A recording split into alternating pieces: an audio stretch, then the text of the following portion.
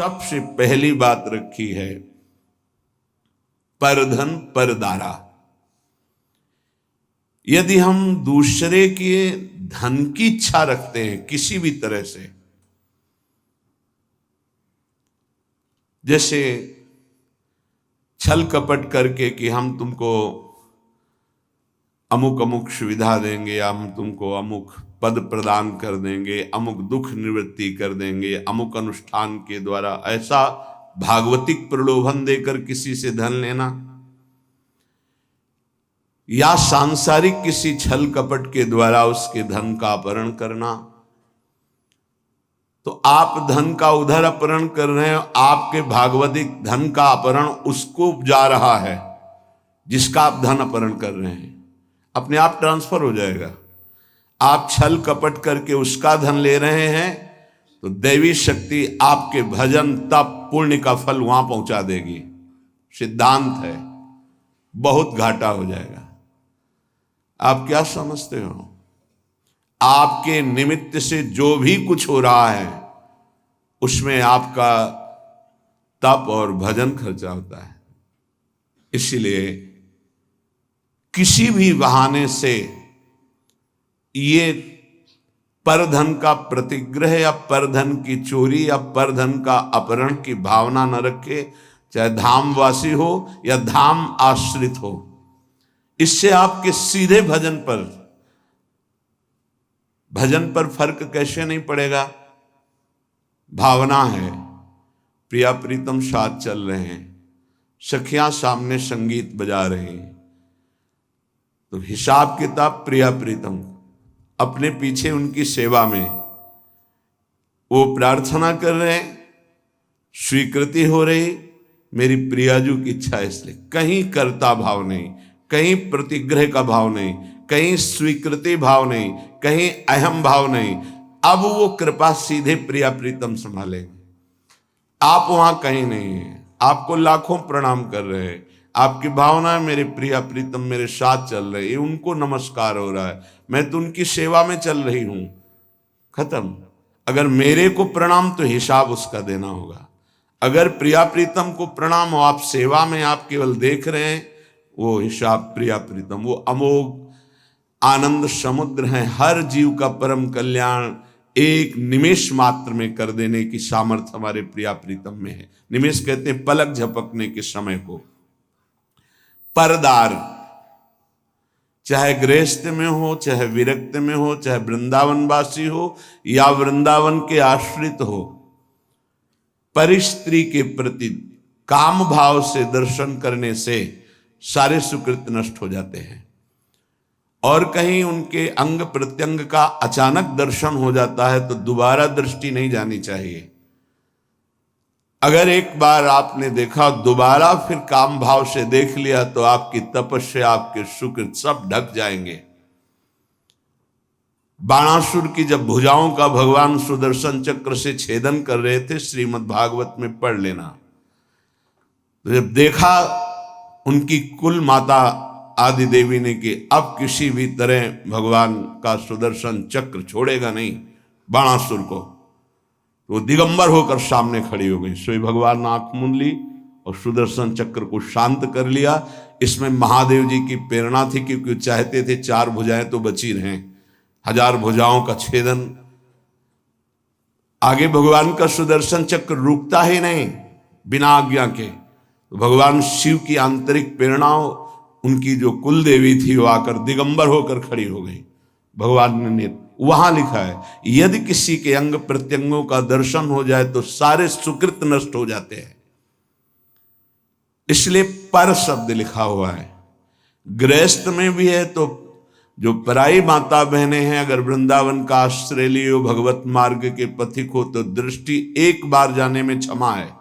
अचानक आप जा रहे थे, दृष्टि पड़ गई आप नीचे, मानो यमुना के किनारे कोई स्नान कर रही माता बहन, या अचानक दृष्टि गई तो आपकी असावधानी थी, आप सावधान हो जाइए। दोबारा यदि काम भाव से भरकर देखा तो देखने मात्र से आपके सुकृत नष्ट हो जाएंगे, जो आपको परमार्थ में बढ़ाने वाले हैं। तीसरा, द्वेष। जब हमारे प्रतिकूल कोई आचरण करता है तो हमें द्वेष हो जाता है। ये द्वेष बहुत ही घातक है, प्रायः सबके हृदय में रहता है और वो जलाता रहता है। जरा सी प्रतिकूल बात पर द्वेष हो जाएगा। अगर द्वेष हो गया तो भगवान की भक्ति बढ़ेगी नहीं, क्षीण होती जाएगी। क्योंकि भगवान कह रहे हैं अद्वेष्टा सर्वभूता नाम, किसी भी भूत प्राणी से तुम्हारा दोष भावना, दोष में ही द्वेष होता है। हमारे अनुकूल उसका जो व्यवहार नहीं है तो हमें द्वेष हो जाएगा। नहीं, द्वेष नहीं, भगवत भाव से प्रणाम करो। भगवान उसको प्रेरित करके आपके साथ ऐसा प्रतिकूल व्यवहार करा रहे हैं। हट जाओ, द्वेष मत करो। मात्सर्य ये बड़ा सूक्ष्म विषय है। मेरे से अधिक ये बढ़ता जा रहा है किसी भी मार्ग में, और हृदय में जलन होना, इसे मात्सर्य कहते हैं। ये प्राय बड़े बड़े साधकों के भी अंदर रहता है। किसी की यश कीर्ति सुन करके जो हृदय में एक जलन होती है उसका नाम मात्सर्य है। मत्सरति, मेरे से आगे जा रहा है। भजन मार्ग में भी ये हो जाता है। इसलिए श्रीपाद ये विश्राम की तरफ वृंदावन महिमामृत जा रहा, सार सार बातें बता रहे हैं। मात्सर्य बहुत कठिन है छोड़ना। यदि भगवत भाव नहीं करोगे तो मात्सर्य नहीं छोड़ पाओगे। अंदर अहम रहता है, तभी मात्सर्य का प्रादुर्भाव। ये बहुत जलाता रहता है, बड़े बड़े अपराध कराता रहता है। मेरे से आगे बढ़ा जा रहा है। किसी की यश कीर्ति सुनकर, किसी की बढ़ोतरी देखकर, किसी भी तरह से किसी को सुख में देखकर हृदय जो जलता है उसे मात्सर्य कहते हैं। लोभ, हर इंद्रिय के भोग का लोभ होता है। लोभ पास जय गल न बंधाया, सो नर तुम समान रघुराया। गोस्वामी तुलसीदास जी कह रहे, जिसने लोभ रूपी फांसी में अपने गले को नहीं बंधाया वो साक्षात श्री भगवान का स्वरूप हो जाता है। लोभ पास जय गल न बंधाया, सो नर तुम समान रघुराया। चाहे वो स्त्री शरीर में उपासक हो, चाहे पुरुष शरीर में, किसी भी वस्तु का, किसी भी भोग का लोभ नहीं होना चाहिए। किसी भी धन का, स्वर्ण का, पद का लोभ बहुत तरह का होता है। लोभ एक रख लो तो सब लोभ खत्म हो जाएंगे। नाम बढ़ाने का लोभ, नाम जपने का लोभ, कितना नाम अधिक जप लूं इसका लोभ बढ़ा लो तो ये सब लोभों को नष्ट कर देगा। अनृत, झूठ बोलना उपासक के लिए बहुत हानिकारक है। झूठ बोलना नहीं, चालबाजी, छल कपट का व्यवहार उपासक के हृदय में। संत सरल चित जगत हित, जान स्वभाव स्नेह।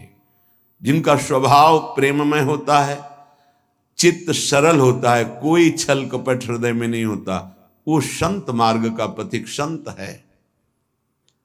अनृत, झूठ बोलना नहीं होना चाहिए। संतों का मार्ग विश्वास और श्रद्धा से होता है। यहां कोई कह दे कि ऐसा से ऐसा बिल्कुल 100% सही, उसमें ये विचार नहीं होता कि ये झूठ भी बोल सकता है क्या, ये कपट भी कर सकता है क्या, क्योंकि विश्वास से ही हमारी यात्रा हुई है। तत्काल विश्वास। ऐसे ही पूरा जगत जो थोड़ा भी आस्तिक है संतों के वचनों पर विश्वास करता है कि ये कभी झूठ नहीं बोलते। साधक देखते ही पता चलता है कि भगवान के जन है, ये झूठ क्यों बोलेंगे, उनकी बात पर तत्काल विश्वास होता है। इसलिए अनृत, कभी झूठ बोलने का आपके हृदय में विचार ही न रह जाए, ऐसा इष्ट देव से प्रार्थना करें कि हमें वो सामर्थ्य प्रदान कीजिए कि मैं कभी झूठ न बोलूं। किस बात के लिए झूठ बोलूं? एक गलती छुपाने के लिए 1000 गलतियां कर बैठते हैं हम। अगर एक गलती स्वीकार कर ले तो 1000 गलतियों से बच जाएंगे। हम झूठ क्यों बोले? परुख, कड़ुआ वचन, झूठ नहीं बोलना, इसके साथ कठोर वचन नहीं बोलना। कुछ भजन करने वाले उपासक समझ नहीं पाते तो ऐसे सेवक जी बड़ा विनोद करके उनके लिए बोल रहे हैं। एक रिसाने से रूखे से दीखत पूछत रीति भभूकत धावत। बोले एक ऐसे मानो गुस्सा है, रिसाने से मानो हृदय शुष्क है, रूखे से दीखत, बात करो तो भभूकत धावत। भभूकत धावत, भूकत शब्द श्वान के लिए है, वो एकदम ऐसे नहीं, ऐसा नहीं। उपासक का व्यवहार बहुत सरल, मृदु और उदासीन, दोनों बातें समझनी है। गंभीर शब्दों में, मृदु शब्दों में हल्की मुस्कुराहट लेते हुए बात कह दी, उदासीन हो गया। एक रिशाने से रूखे से दीखत पूछत रीति भभूकत धावत, ऐसा नहीं होना चाहिए। एक रंग मगे बोलन, ये भी नहीं होना चाहिए कि बहुत सजा करके सामने वाले, नहीं, सीधी बात, सरल चित्त से मंद मुस्कान से उत्तर दिया। आवश्यक हुआ तो, कोई हमारा द्वेष नहीं, कोई हमारा कड़ुआपन नहीं है, और उदासीन हो गए। परुख वचन कबहु न कहा, कठोर वचन कभी उपासक न बोले। पर आप भी द्रोह, किसी दूसरे से द्रोह का आचरण निष्ठुरता पूर्वक जो होता है वो कभी नहीं होना चाहिए। पराभित द्रोह, कठोर व्यवहार करते हुए द्रोह का आचरण नहीं करना चाहिए। हमारा व्यवहार मृदु होगा, आप हमारे साथ कठोर व्यवहार करते हो, वो आपका स्वभाव है, हम छोड़ देते हैं आराध्य देव के ऊपर। आराध्य देव का विधान है कि ये कठोर व्यवहार करेगा, मैं सहूंगा। उसके लिए क्या विधान है आराध्य देव जाने। अपने को कठोर व्यवहार नहीं करना, द्रोह नहीं करना। बहुत हृदय जलता है यदि द्रोह करोगे। कल्पनात्मक भय उत्पन्न होता रहता है द्रोह करने वाले को। कभी द्रोह करने वाला शांति से नहीं रह सकता है, इसलिए किसी से द्रोह ना करे। अपने से जो द्रोह करे उसको भी नमस्कार करे। हम द्रोह की भावना पुष्ट नहीं होने देंगे। आप अपनी तरफ से करो, हम आपको नमस्कार करेंगे। हमारा परमार्थ का मार्ग है, आप स्वार्थ में इसलिए समझ नहीं पा रहे। मिथ्याभिलापान, उपासक को व्यर्थ की बातें करने की आदत पर शासन करना चाहिए। बहुत अच्छे अच्छे उपासकों के दर्शन होते हैं, बोलते ही नहीं, ऐसा लगता है बाणी ही नहीं, सेवा में लगे, कभी कोई बातचीत नहीं। बहुत अच्छा है, जब बोले तो प्रिया प्रीतम की बात बोले, नहीं ताते मौन रहना उचित है, गुरुदास जी कह रहे हैं। तो परधन परदार द्वेष मात्सर्य लोभा अनृत परुख पराभिद्रोह मिथ्याभिलापान त्यजति, इतने दोषों का त्याग कर दे।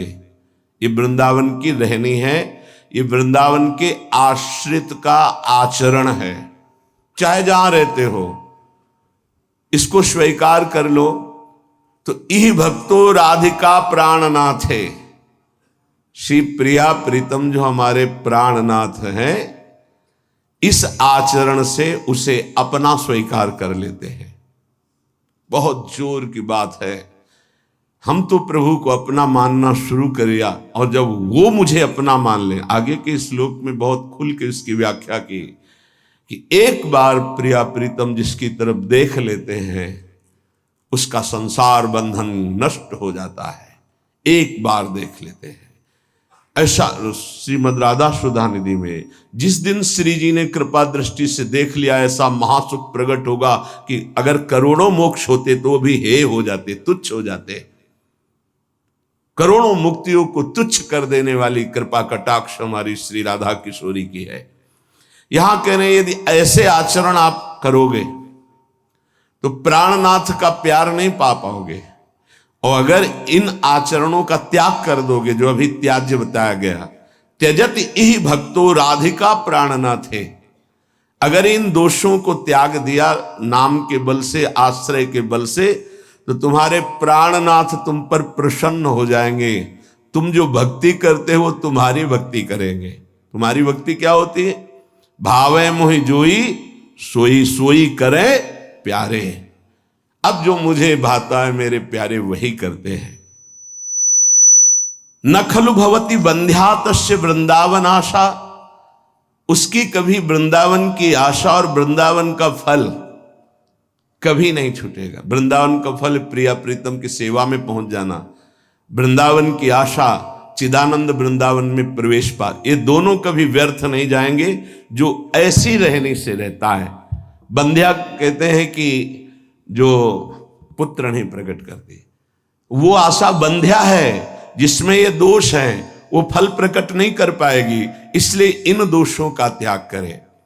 परधन का, परिस्त्री का, द्वेष का, मात्सर्य का, लोभ का, झूठ का, कठोर वचन का, दूसरे से कठोर द्रोह करने का, निष्ठुरता का और मिथ्या भाषण का जो त्याग कर देता है, प्रिया प्रीतम उसे अपना स्वीकार कर लेते हैं। निर्मर्यादाश्चर्य कारुण्य पूर्णो राधा कृष्णो पश्यतश्चेत् कदाचित्। राधा कृष्णो पश्यतश्चेत् कदाचित्, यः कोऽप्यस्मिन् यादृशास्तादृशो वा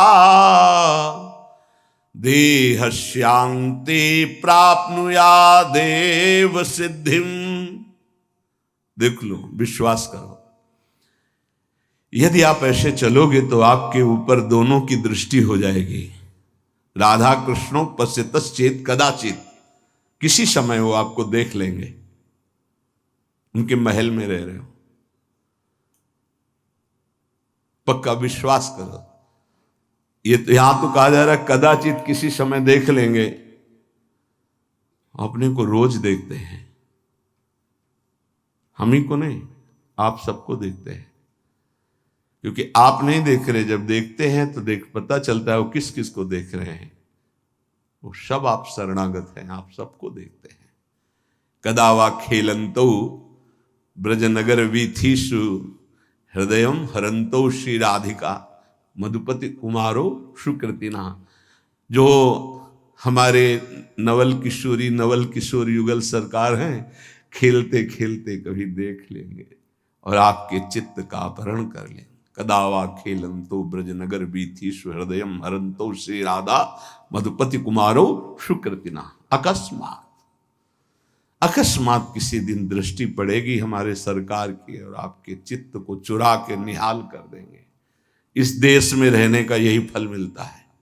कदा वा खेलंतो, कभी खेलते खेलते युगल सरकार, ये मेरा शरणागत है, राधा राधा पुकारता रहता है, देख लिया, निहाल कर देंगे।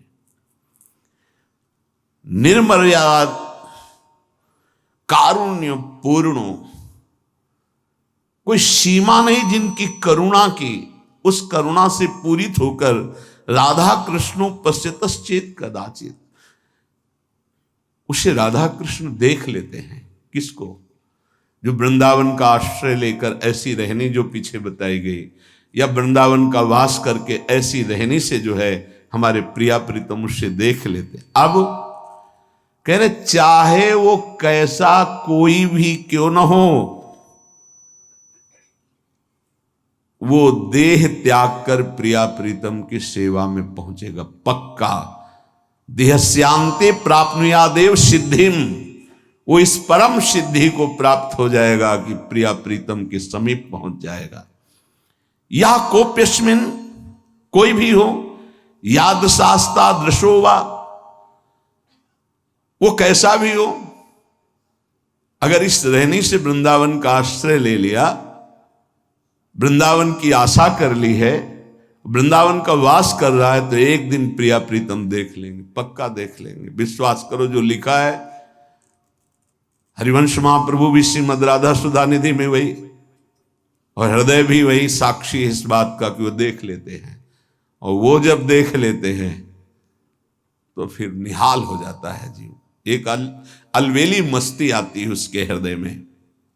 इसलिए बहुत महिमामयी बात कह रहे हैं कि अभी तक तो हमने तुमसे कहा कि धर्म कर लो, आज कहता हूं अधर्म कर लो। श्रीपाद बड़ी गूढ़ भाषा में कह रहे हैं, कुरु शकलम धर्मम मुंच सर्वस्वधर्म त्यज गुरुमपि वृंदारण्यवासानुरोधात्। आज मैं तुमसे कहता हूं कि एक अधर्म कर लो तुम। क्या धर्म? बोले मुंच सर्वस्वधर्म, सब धर्मों का त्याग कर दो, या धर्म कर लो। विनोद की भाषा में कह रहे कि किसी को लगता हो कि मैं अपने कुल धर्म का त्याग करूंगा, अपने किसी का मैं पति हूं, किसी का पुत्र हूं, किसी का मैं पिता हूं, किसी का भाई हूं, कि तो हम भाई होने का क्या धर्म है, पति होने का क्या धर्म है, पुत्र होने का क्या धर्म है, पिता होने का क्या धर्म है, और मैं अमुक वर्ण का हूं, उसका धर्म क्या है, बड़ा बड़ा।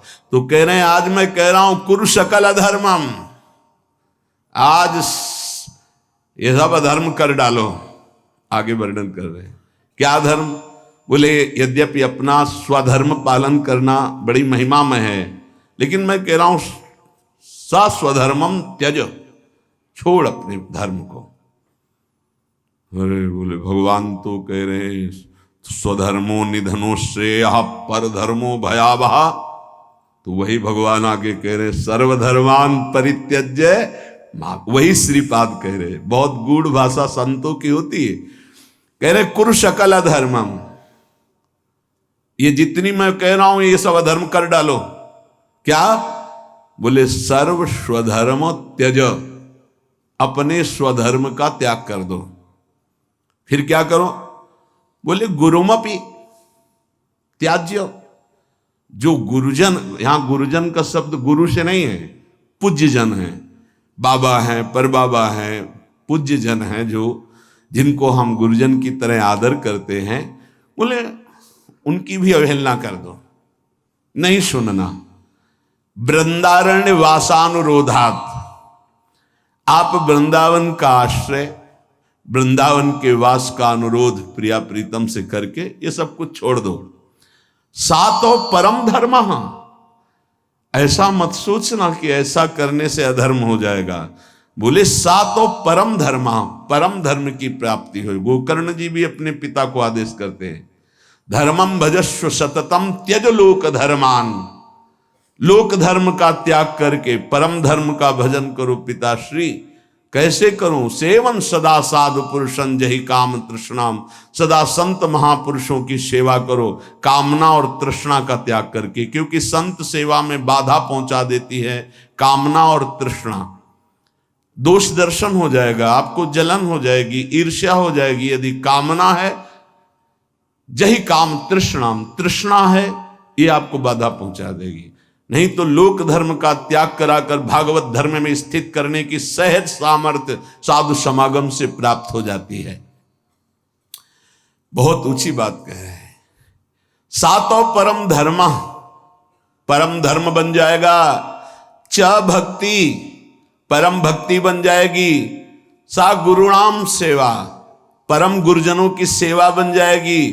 किल कलुष राशिर यदि वासांतराय, यदि वृंदावन धाम का तुम्हें वास मिल गया, आश्रय मिल गया, तो सबका कल्याण हो जाएगा। तुम्हारे माता पिता प्रपितामह जितने भी हैं, 14 आगे की 7 पीछे की 21 पीढ़ियां परम पद में चली जाएंगी यदि भजन परायण हो गए।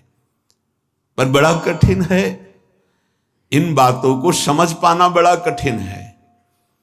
भगवत प्राप्ति ही जीवन का परम लक्ष्य है।